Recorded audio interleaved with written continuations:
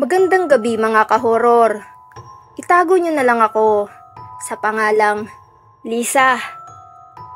29 na taong gulang at isang empleyado sa isang kumpanya ng accounting na nakabase sa Mandaluyong. Matagal na akong sanay sa overtime. Sanay na rin sa mga gabing halos walang tao sa opisina. Pero may isang gabi na hinding-hindi ko malilimutan. Isang gabi na nagpabago ng pananaw ko tungkol sa mga kwentong akala ko dati ay kathang isip lamang. Taong 2019 iyon, Buspaw. Buwan ng Oktubre. Panahon ng mga deadline at financial reports. Kaya hindi maiwasan ang mahaba at halos walang katapusang oras sa trabaho. Ang opisina namin ay nasa isang lumang gusali sa Boulevard. 11 palapag ito, pero ang kumpanya namin ay nasa ika-7 palapag. Moderno na ang ilang bahagi ng gusali, pero ramdam mong matagal na itong nakatayo dahil sa amoy ng lumang kahoy na may halong pintura. At sa ingay ng mga lumang elevator na parang umiiyak sa bawat pag-akyat. Noong gabing iyon, Buspaw, ako lang halos ang naiwan. 3 kaming nag-overtime, pero pasado 10:00 ng gabi ay nagsiuwian na ang 2. Ako naman, Buspaw, dahil hindi ko patapos ang report, nagpasya akong manatili. Tahimik lang ang buong palapag.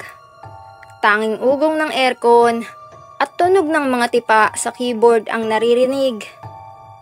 Ngunit habang lumalalim ang oras, unti-unting nag-iba ang ihip ng hangin. Biglang tumahimik at sa kabila ng saradong bintana, may malamig na simoy na dumampi sa batok ko.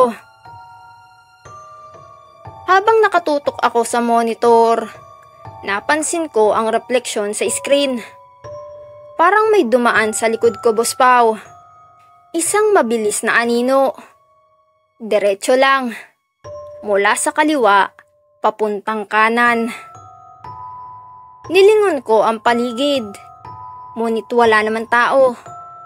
Inisip kong baka guni-guni lang dala ng pagod ko. Kaya ipinagpatuloy ko ang trabaho. Pero ilang minuto lang ang lumipas, Buspaw. Nakarinig ako ng tunog ng sapatos. Mabigat na hakbang iyon. Parang leather shoes ng lalaki.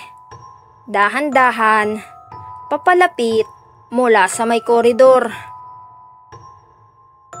Dahil alam kong ako lang mag-isa, ay tumayo ako at sinilip ang hallway. Nandun ang mga cubicle. Patay ang karamihan sa ilaw at tanging emergency lights lang ang nagbibigay ng mahina at kulay kahel na liwanag. Walang tao. Talaga namang wala dapat tao, Buspaw.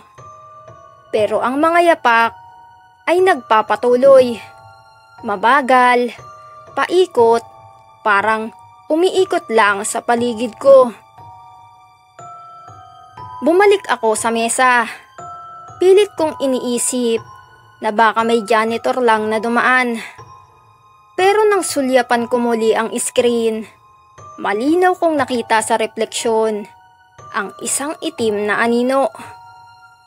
Nakahinto siya sa may pintuan, Buspaw. Nakatayo lang, nakatingin diretso sa akin. Napalunok ako. Nilingon ko ang mismong pinto, pero wala doon. Nang bumalik ang tingin ko sa monitor, wala na rin sa refleksyon. Bandang 12:00, pinatay ko muna ang monitor at lumipat para uminom ng tubig. Ang tubig, Buspaw, ay nasa dulo ng hallway.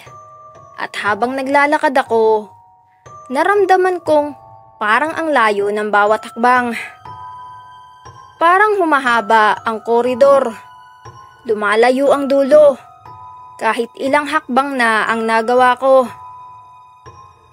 Nang makarating ako, huminga ako ng malalim at uminom. Ngunit biglang napansin ko sa salamin ng rep ang isang imahe. Isa iyong babae, Boss Pao. Nakatayo sa likod ko. Mahaba ang buhok at nakaitim na damit. Paglingon ko ay wala naman. Ngunit ramdam ko ang bigat ng presensya niya. Nakadikit sa balikat ko. Bumalik ako agad sa mesa. Halos tumakbo. Ngunit pag-upo ko, napansin kong bukas ang isa sa mga computer ng katrabaho ko. Kahit kanina papatay ang lahat. Nakabukas ito at nagpe-flash ng mga Excel sheet.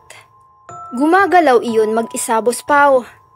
Minsan ay nagtatype ng mga letra. Minsan ay biglang nagbubura. Ang huling naiwan sa screen ay mga salitang parang pangalan. Hindi ko mabasa ng buo. Parang paikot at paulit-ulit. Pero malinaw ang huling letra. I-Z-A. Pangalan ko mismo. Doon na nagsimulang manginig ang mga kamay ko. Itinabi ko ang mga gamit at nagpasya ng umuwi. Ngunit paglabas ko ng opisina, pagdating sa hallway papunta sa elevator, biglang bumukas mag-isa ang mga pinto ng 3 cubicle sa kanan ko. Sunod-sunod, parang may lumalabas. Ngunit wala akong makita, Boss Pao, kundi ang mga pintong dahan-dahang sumasara na para bang sinadyang iparinig sa akin ang tunog. Pagdating ko sa elevator, pinindot ko ang pababa. Tumagal din ng halos 2 minuto bago bumukas ang pinto. Pagpasok ko, nag-iba ang pakiramdam ko. Para bang hindi siya ordinaryong elevator. Pagtingin ko sa panel, lahat ng buton ay nagliwanag kahit hindi ko pinindot. Umakyat siya ng kusa, pataas, hanggang sa pinakamataas na palapag. Sa 11 palapag. Ang problema, Boss Pao, ang 11 palapag ng gusali ay matagal nang sarado. Walang kumpanya at walang tao. Renovation daw dati, pero hindi na itinuloy, kaya laging nakaselyo. Pagbukas ng pinto, puro dilim ang bumungad. Amoy alikabok at lumang kahoy. Bago pa man magsara ang pinto, may mga yapak na tumakbo papunta sa akin. Hindi ko nakita kung sino, pero ramdam kong may humahabol. Agad kong pinindot ang ground floor. Halos masira ang buton sa lakas ng pagpindot ko. Bumaba ang elevator. Mabagal, ngunit ramdam ko ang mabigat na presensya na sumasabay sa pagbaba. Nang makarating sa lobby, ay halos tumakbo ko palabas. Ngunit akala ko ay tapos na. Pag-uwi ko sa kondo, sa Mandaluyong din, habang nakahiga ay biglang nagbukas ang TV. Kahit wala akong remote. At sa screen, hindi palabas ang lumitaw, kundi CCTV feed mula sa opisina. Kita ko ang cubicle ko, ang mesa ko, at doon nakatayo ang itim na anino. Nakaharap sa mismong monitor kung saan ko kanina iniwan ang trabaho. Hanggang ngayon, Boss Pao, tuwing dadaan ako sa boulevard at natatanaw ang gusaling iyon, nanlalamig pa rin ako. Hindi ko alam kung anong nilalang ang naiwan doon o bakit ako ang pinili niyang guluhin. Pero isa lang ang tiyak, hindi lahat ng overtime ay simpleng trabaho lang.